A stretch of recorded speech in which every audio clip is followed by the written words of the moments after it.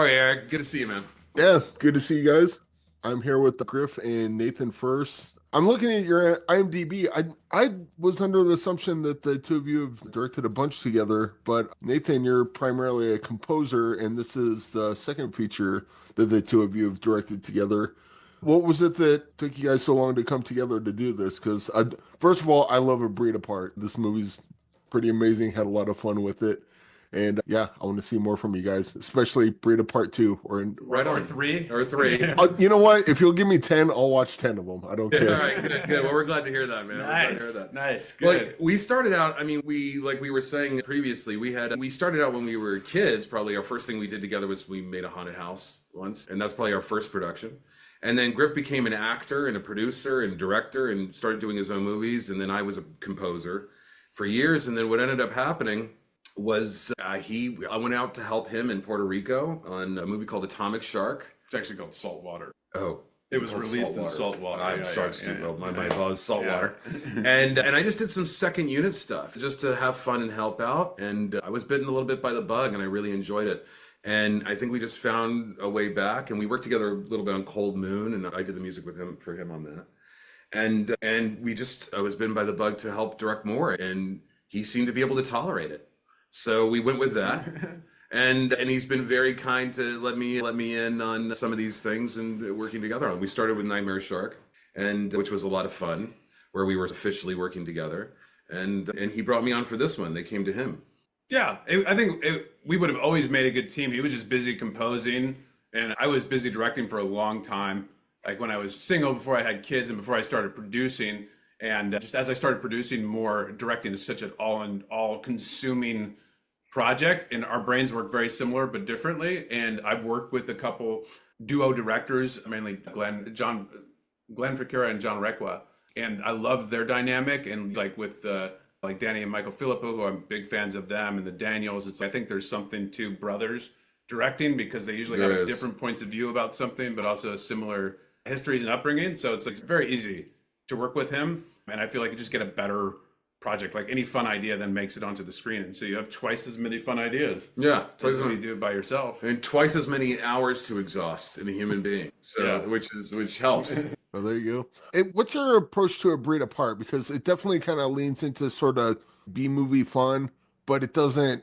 It's still a good movie. It's still entertaining, and there's a line you got to ride there where you don't want to wink too much at the camera, but you still want to be playful with it. Yeah, I've spent tens of thousands of hours of studying screenwriting. It's so first you want to make sure the screenplay is like perfect, and it's like a whole round movie. But at the same time, you got limited money to shoot this thing with and limited days, and so it's like you got to work with what you got. And also, this was actually brought to us to make. We didn't come up with the idea. We came up with the idea, but the idea of making a sequel to the 2006 movie The Breed was brought to us, and We had never heard of it. I'd never heard of it, so we watched it, and I was like, I appreciate The Breed 2006 for what it was, but it's very 2006. And my thought was like, I don't want to do this if it's just a straightforward creature movie, because there's already a ton of those. So if we can make it different and make it a comedy, then I'd be interested in it. And he came up with the whole premise of a movie within a movie, and I'm like, okay, that sounds like a lot of fun and something that's different and something that the audience that I want to attract, of people who love these kind of movies, would appreciate the humor and the kind of meta and subversive twists that are in it, as opposed to a straightforward, just like rabid dog movie, low budget thing. It's like the humor, we worked it out in the script before we go to camera and have a limited amount of time to shoot. So as long as we were able to do that, which we were, then I was totally into making it. And we leaned as hard into the comedy and the B element and the fun and the popcorn as we could. If you feel like you're between the ages of 12 and 17, doesn't matter what age you actually. If you feel like you're between those ages, this is the kind of movie we're making. Totally. Mission accomplished. Also, you got Grace Curry and Virginia Gardner, who were in Fall together. Yeah. And then you have a tower scene in this. They're not on the tower, but they're commenting on the guys on the tower. Was that intentional, or was that just a happy accident? That was their idea. That was like one of the few pieces of dialogue that weren't in the script. And we just lined them up in that shot, and they said, we should say something about this tower here. Like the whole tower itself was written before they were ever involved. Yeah. And they're the ones who pulled it out and said, we should make this comment here as a homage to Fall. The existence of the tower is a total coincidence. It has nothing to do with that. But then when they were high, yeah, exactly on the day, they said they wanted to put in a little Easter egg, and we thought it was fun to do that. Yeah. And also, speaking of Easter egg, I don't know if this is the case or not, but it's the guy keeps asking what the Wi-Fi password is. Is there actually a Wi-Fi password, or if you watch the movie enough, can you find it within the movie? You can. The Wi-Fi password is get in the fucking golf cart. That's what he says. But really, the reason we put that in, it's for a drinking game. So every time he asks for the Wi-Fi password, you're supposed to take a shot. Yes. I have to watch it. We wanted the college kids to figure that out on their own. We didn't want to tell them that. We wanted them to find ways to do that themselves. But I would say this movie has plenty of drinking games ready to be done within it. There's tons of opportunity there. Where's some other you may come up with? Oh man, every time somebody sets a dog on fire, every time somebody says half a page is the length. So there's I can't think of them right now, but some of the best lines by Big Farmer J. Page, he'll just say the same thing. Like dogs, there's a whole thing. But they'll find it. The password is the main one though. Nice. And so do you guys have any plans of doing another sequel to this? I probably shouldn't say certain spoiler things, but I want to see more of this. I want to see more of these characters, and I want to see more of you guys doing this. I just had a great time with this, so I just need more breed parts. Thanks. I appreciate it. We would definitely make another one. Like we kept some of these characters alive on purpose. We do have some ideas for another one, but we also write a lot together. And we have another script, which is a slightly different genre. It's action, but it has a lot of the same, some of it's tonally the same that we wrote together. So we'll be making another one for sure, whether it's this one or another one. But if you like this one, you'll love the next one too.